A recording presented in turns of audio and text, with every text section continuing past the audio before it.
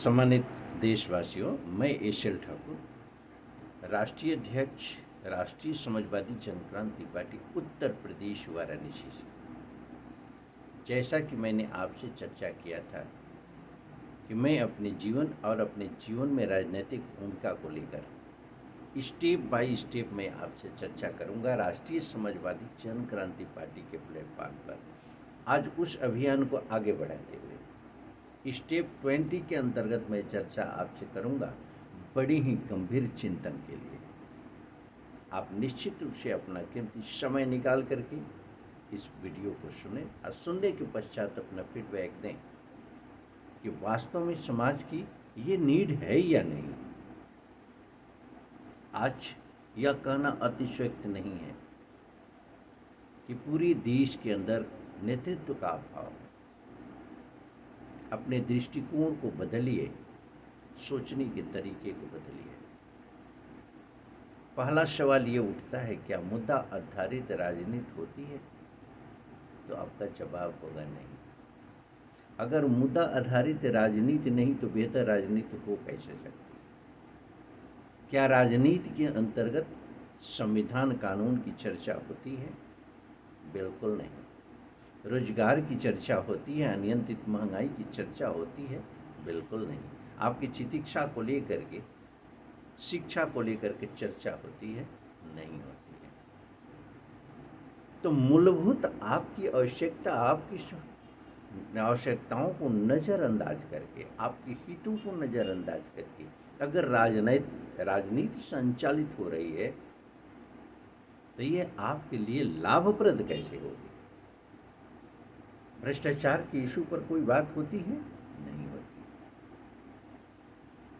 तो मेरे दोस्तों, राष्ट्रीय समाजवादी जनक्रांति पार्टी का गठन का यही औचित्य था कि हम जोर देंगे, हम प्रयास करेंगे, मुद्दा आधारित राजनीति करेंगे।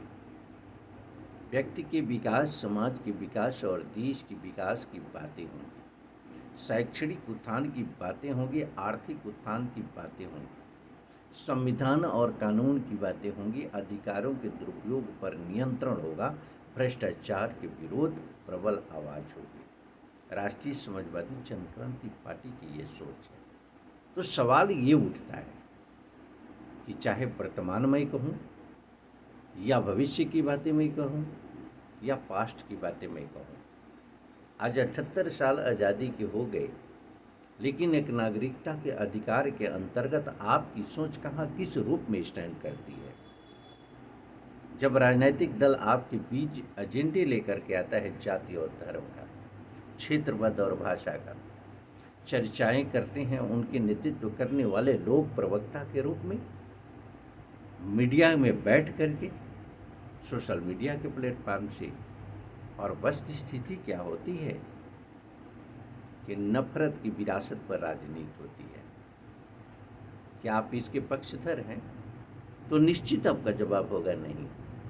तो फिर ऐसे राजनीति करने वाले लोगों को आपका सपोर्ट क्यों?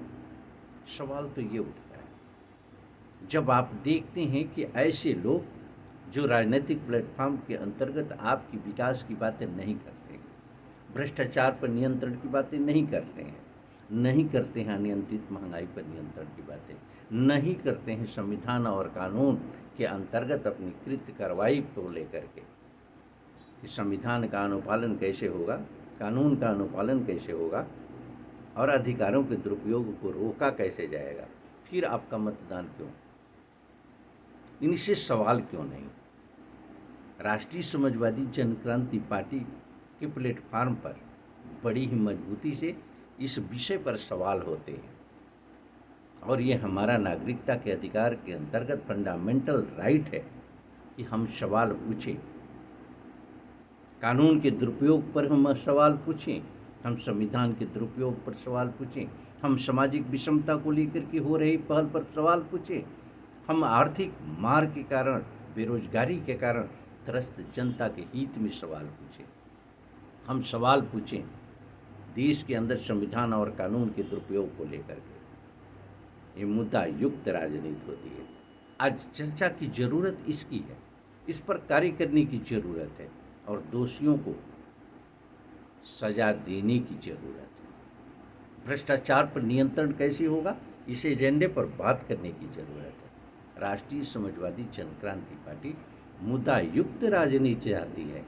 यही कारण है कि देशवासियों से बड़ी ही प्रबलता के साथ, बड़ी ही शालीनता के साथ ये कहना चाहती है कि आप सपोर्ट करें, आप उनका साथ दें, लेकिन सवाल के साथ आप बताओ आपके राजनीतिक जीवन में प्रोग्रेस कहाँ किस रूप में है? कहा कितना महंगाई पर नियंत्रण हुआ, कितना मानवीय हितों को संरक्षित करने के लिए आपने प्रयास किया, इसका जवाब दो। तत्पश्चात मतदान उसी व्यक्ति को देने की जरूरत है जो इस मुद्दा आधारित राजनीति का समर्थन करता है। आइए हम सब मिल करके विचार करते हैं और ऐसे लोगों को प्रमोट करते हैं, ग्राम प्रधान से लेकर के सांसद तक, जो कि मुद्दा आधारित राजनीति के समर्थक, जो मानवीय हितों के संरक्षण के समर्थक हैं, जो संविधान और कानून का राज चाहते हैं, अन्याय, अत्याचार और भ्रष्टाचार के विरोधी हैं। इस मुद्दा युक्त राजनीति का समर्थन करते हुए हम उन राजनीतिक दलों का समर्थन करते हैं। अगर ऐसा दल नहीं है, ऐसा प्रत्याशी नहीं है, तो हम नोटा का इस्तेमाल करते हैं। छोटे दल के प्रत्याशी को चुनाव जिताने का प्रयास करते हैं, बड़े दल के ऐसे प्रत्याशी को चुनाव जिताने का प्रयास करते हैं जो मुद्दा आधारित सोच रखता हो और प्रयास करता हो। भले उसकी राजनीतिक पार्टी में कहीं कोई चर्चाएं नहीं होती है, लेकिन उस व्यक्ति के अगर आचरण अच्छे हैं तो ये सच्चाई है कि वह आवाज़, आज की दबी आवाज़ कल के दिन प्रखर हो जाएगी, तो हमारे हित में होगी, हम सभी के हितों को संरक्षित करेगी। पुनः चर्चा आपसे होगी किसी अन्य विषय को लेकर के। तब तक मैं आपसे यही आग्रह करूँगा कि विचार करें, तत्पश्चात मतदान करें। धन्यवाद सर।